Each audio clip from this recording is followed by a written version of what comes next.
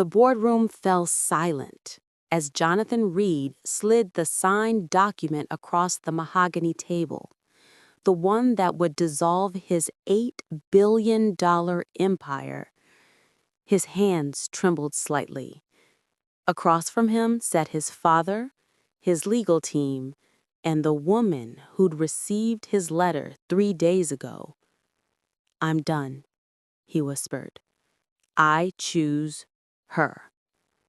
But to understand why the most ruthless CEO in Manhattan just walked away from everything, we need to go back 15 years. 15 years ago, Jonathan Reid was nobody. Just another 23-year-old kid from Brooklyn working double shifts at a warehouse, drowning in student loans, watching his single mother fight cancer with bills piling up faster than hope. He had 2 things keeping him alive: the business plan folded in his back pocket, and Lena Morgan. Lena wasn't like the girls who looked through him. She was a nursing student at the community college, volunteering at the hospice center where his mother spent her final months. She had this way of sitting with people, really sitting, like their pain mattered, like they mattered. The first time she held his hand was the night his mother died. He was 24, broken, angry at a world that took everything and gave nothing back. Lena didn't offer empty words. She just stayed. And when the sun came up, she whispered, "You're going to survive this, and I'll be right here." That's when he made the vow. Not out loud, not yet. But in his heart, he swore that one day he'd build a life worthy of her, a life where she'd never worry about money or loss, or whether tomorrow would be harder than today. For 2 years, they were inseparable. Lena finished nursing school while Jonathan worked 3 jobs and built his first tech startup in a cramped studio apartment. She believed in him when investors laughed him out of boardrooms. She edited his pitches at 2 a.m., brought him coffee, told him he was brilliant, even when he wanted to quit. And Jonathan? He loved her with the kind of desperation only broken people understand. She wasn't just his girlfriend. She was proof that good things could happen to someone like him. But here's what he didn't tell her. Every rejection, every closed door, every condescending smirk from venture capitalists in $1,000 suits, it was building something dark inside him, a hunger, not just for success, but for proof. Proof that he wasn't the worthless kid from Brooklyn everyone assumed he was. Then, everything changed. A tech investor named Richard Calloway, old money, connected, ruthless, offered Jonathan the deal of a lifetime. $2 million in seed funding, mentorship, access to networks that could turn his startup into an empire. There was one condition. "You're talented, kid," Calloway said, leaning back in his leather chair. "But talent isn't enough. You need focus. Singular focus. No distractions. No entanglements." He said that last word while looking at the picture of Lena on Jonathan's phone. Jonathan told himself it was temporary. Just a few years of sacrifice.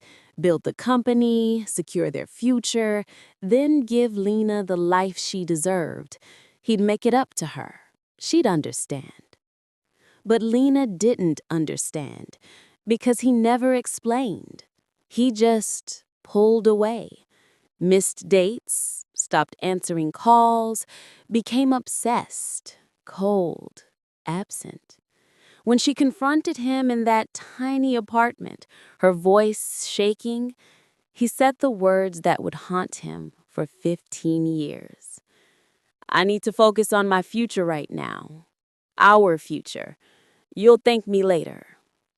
Her face went pale. "Our future? Jonathan, I don't care about money. I care about you. The you that's disappearing." "You don't get it," he snapped, exhaustion and fear making him cruel. "I'm doing this for us." "No," she whispered, tears streaming down her face. "You're doing this for you, to prove something to people who don't matter, and you're losing what does." She left that night, took her suitcase, her textbooks, and the photograph of them at Coney Island, the one where they were laughing, young, and stupid in love. She left behind a single note on the kitchen counter. "When you figure out what you really want, I hope it's worth it." Jonathan told himself she'd come back. She had to.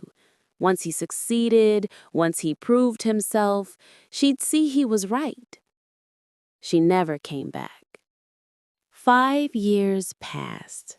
Jonathan's company exploded. Callaway's connections opened doors. By 30, Jonathan was a millionaire. By 33, his tech firm went public and he became one of the youngest billionaires in New York. Penthouse overlooking Central Park.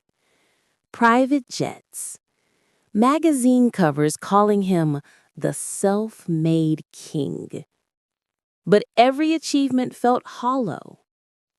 Every celebration ended with him alone, staring at city lights, wondering where Lena was, if she was happy, if she ever thought about him.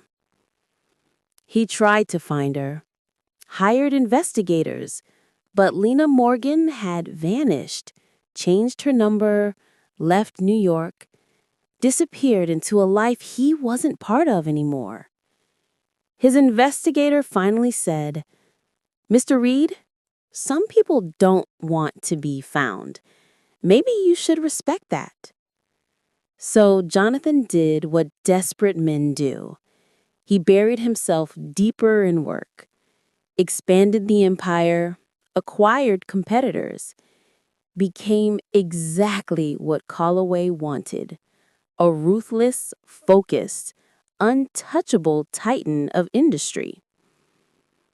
He dated, of course, models, executives, socialites, beautiful, accomplished women who looked perfect on his arm.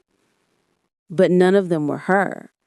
None of them looked at him the way Lena had, like he was enough exactly as he was. By 38, Jonathan Reid had everything except the one thing that mattered. Then 3 months ago, his father, the man who abandoned him and his mother 20 years earlier, reappeared. Gerald Reid, old money, Connecticut estate, the kind of man who viewed his illegitimate son's success as both an embarrassment and an opportunity.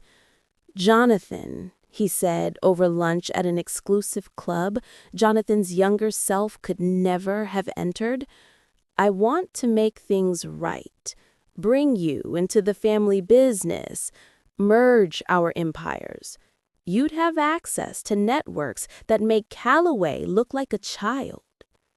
Jonathan should have said no, should have told this stranger to stay out of his life. But that old hunger, that need to prove himself, it was still there. So he listened. The deal was simple. Merge Reid Technologies with his father's investment firm. become not just a billionaire, but a dynasty. The Reid name would mean something for generations.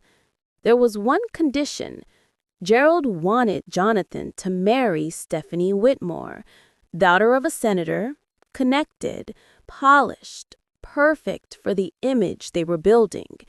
It's strategic, Gerald explained. Power marries power. You understand. Jonathan almost laughed, almost told his father he understood exactly what he was doing, turning Jonathan into the same hollow, calculating machine Calloway had started building years ago. But he didn't laugh. He didn't refuse. He just nodded. Told himself it didn't matter. Love was for people who had nothing to lose. He'd already lost Lena. What difference did it make now? The engagement announcement was scheduled for next month. Stephanie was fine, pleasant. She understood their arrangement was business. She had her own reasons for the marriage. Political aspirations, family pressure, the usual currency of their world. Jonathan went through the motions, approved wedding planners, attended charity galas with his fiancée, smiled for cameras. Inside, he felt nothing, just the dull ache of a man who'd won everything and lost the only battle that mattered. Then, on a Tuesday morning, his assistant brought him an envelope, hand-delivered.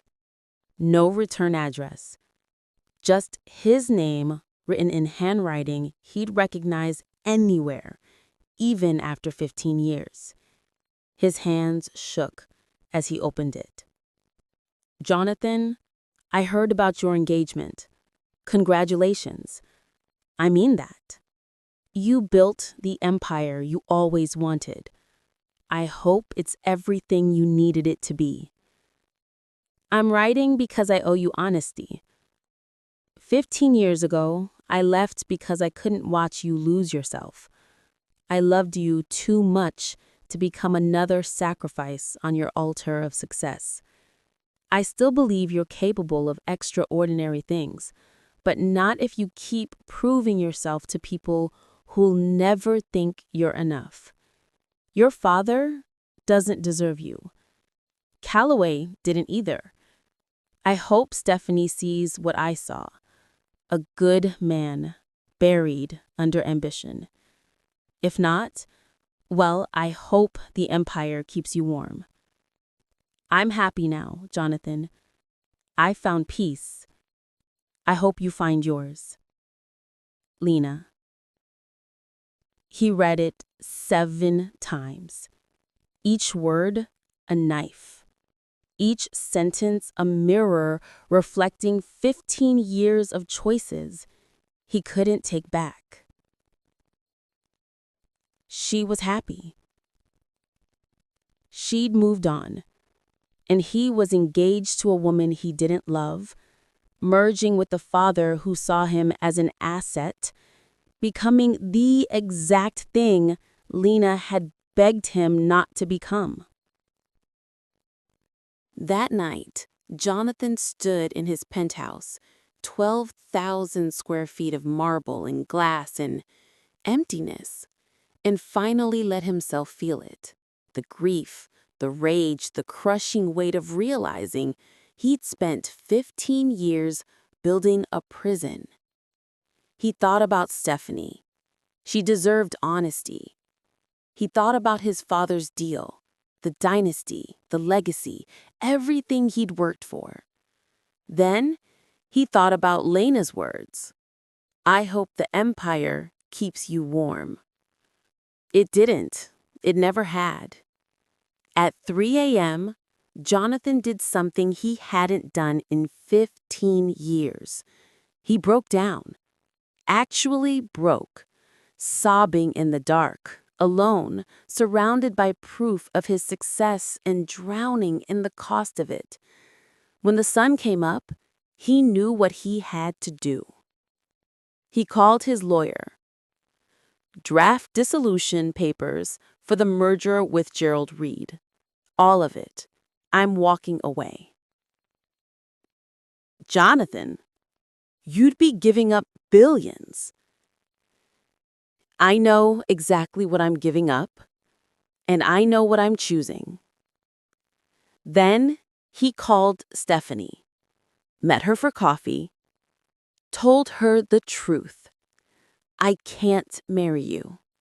Not because you're not incredible, you are, but because I'd be lying to both of us. There's someone I never stopped loving, and even if she never takes me back, I can't build a life on a foundation of pretending anymore. Stephanie was quiet for a long moment. Then she smiled, a real smile, not the polished one she wore at galas. I was wondering when you'd figure that out. Go get her, Jonathan. Finding Lena took 2 weeks. She was in Portland, working as a hospice director, still taking care of people, still seeing them when others looked away. Jonathan didn't call first, didn't send a letter. He just showed up at the hospice center on a rainy Thursday afternoon, soaked and terrified and holding nothing but the truth.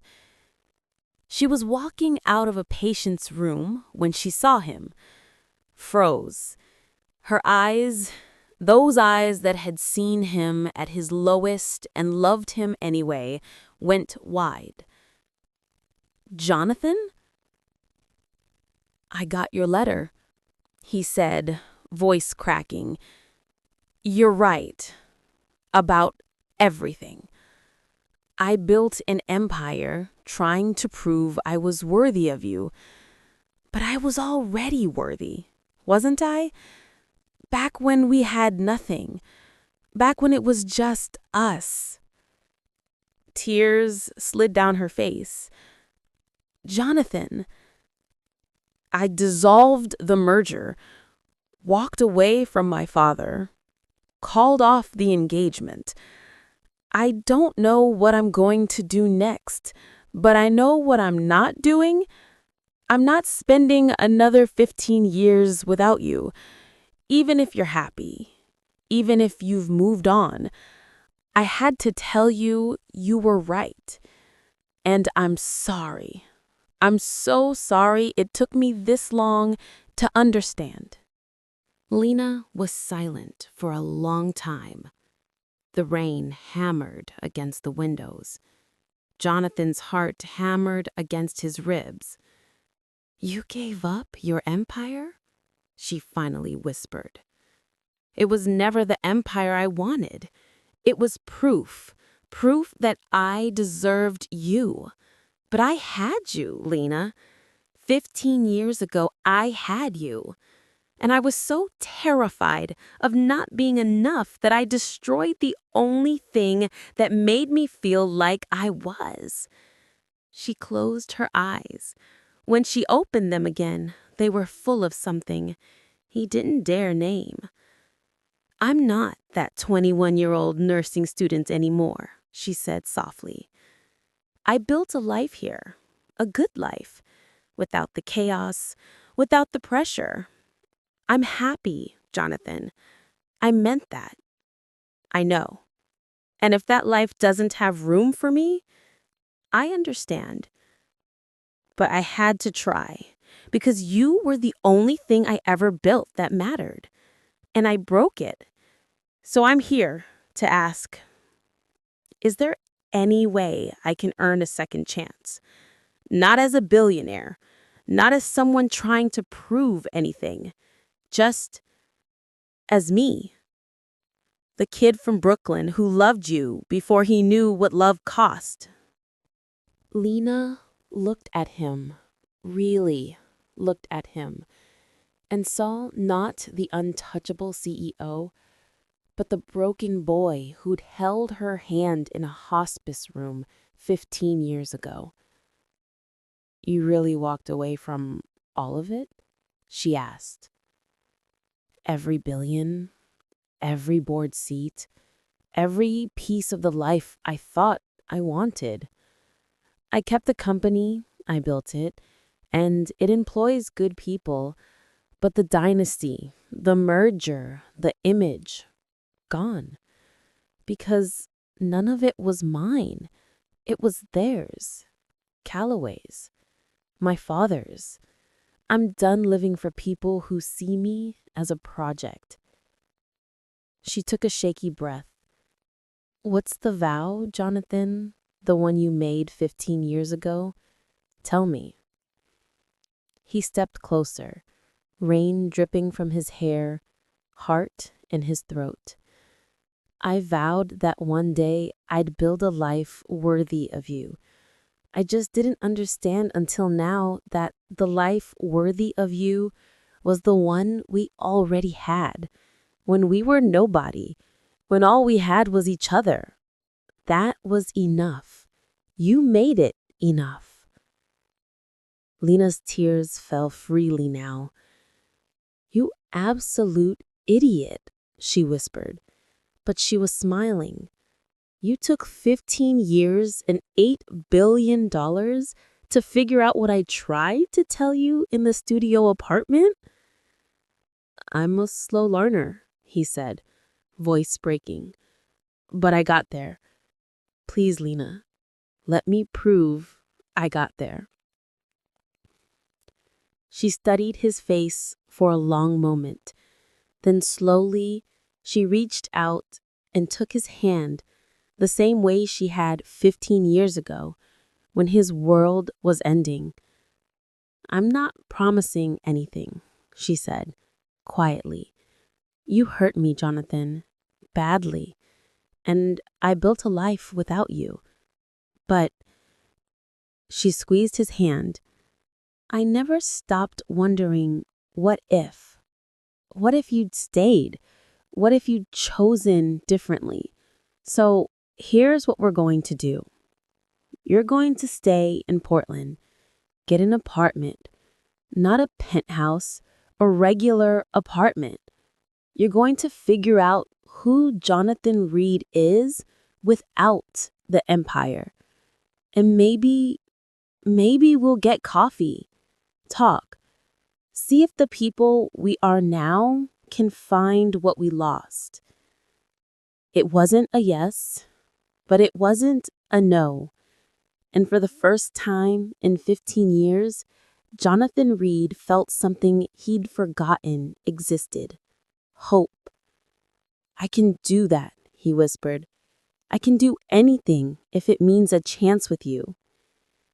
She smiled, that smile he'd carried in his heart for 15 years. Then prove it, not with money or grand gestures. Just show up. Be real. Be the man I fell in love with before the world told him he wasn't enough. I will, he promised. Every day, for as long as it takes. And this time, he kept his vow.